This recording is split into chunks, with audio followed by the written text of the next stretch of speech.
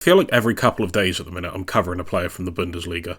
There's a lot of talent currently in that league that feel like they're waiting for that next move to the elite level, and Hugo Ekitike's name has come up more than a few times after having a fantastic season with Frankfurt, registering high in the goals and assists chart, forming a fantastic partnership with Marmoush until his departure to Man City in January, and I can see why those two worked so well because they complemented each other fantastically stylistically, both giving each other the platform to succeed with their qualities, and Frankfurt reaped the rewards, gaining Champions League qualification, which indicates a rather impressive season. Now, there's a fat old price tag slapped on Ekitike, I think in the region of about 84 million, and I'll be honest, I'm not sold on him for that money. That doesn't mean I don't rate him, I just think he's quite niche, and there isn't a massive demand for players like him, but I'll discuss why now. Now, it's 2 days in a row on this channel I'm discussing a player who's a little bit more style over substance, different to Cherki of course, but Ekitike relies on the aesthetics more than the output. But that doesn't mean he's without a strong level of output, as you can see by his numbers this season. But the conditions need to be right for him to succeed. To start off, you would describe him as a false nine. He's not a transitional striker at all. He won't look to break lines in behind. Whenever Frankfurt are on the break, he's always looking for the ball to feet as opposed to receiving it in behind a defensive line. It's the type of movement that would frustrate me if he was a player for my team.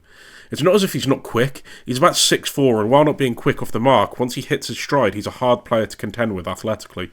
But he doesn't display it because he's always looking for the ball. He's got the technical quality when he receives the ball, however, to get the ball out of his feet and create separation with his marker to get a shot away, or use some control and a lovely bit of flair to beat a man and get into a position to produce a lovely finish.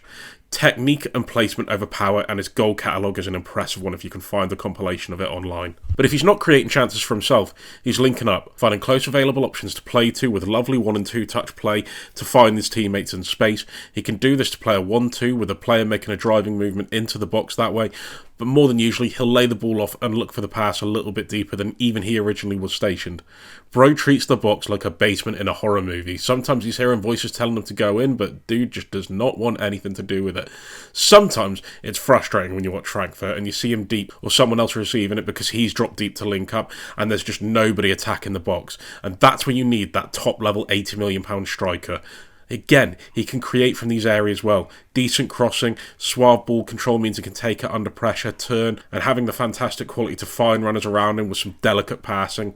And his positioning can occupy defenders who will follow his movements deeper, creating space, which the Frankfurt team have some top-level athletes that are switched on when it comes to making direct movements into the space that he's created because of those subtle little movements. His assists are as Twitter comp worthy as his finishes, and he's got a little bit of the Dimitar Berbatov about him. You never really see him running or sprinting or playing the game at a fast tempo, but when he gets the ball, there's a little bit of magic coming. Having those runners, especially from midfield, is crucial to a team if they're going to pursue Ekitike as a top target. He does a lot better with the ball when he's got space. His control can create space for himself, but he doesn't like the physical battle at all.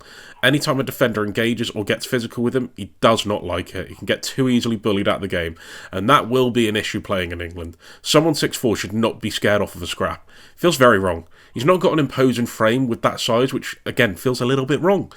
But it adds to the aesthetics I was speaking about before when he displays his technical quality. Also, I'm not a huge fan of his in-the-box movement. I don't think he attacks space at all like he should do. Whenever something opens up, whenever he needs to get across a defender, he just doesn't take the initiative that he should. It maybe has something to do with the fact he's not quick off the mark, as I was previously saying, which means he doesn't have that sudden burst to get into space. And it's also why any and all links to Arsenal should drop dead.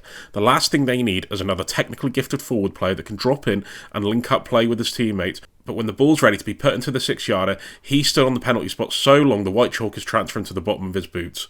It's so important, especially with football where it is now, to be a striker that's transitionally top level.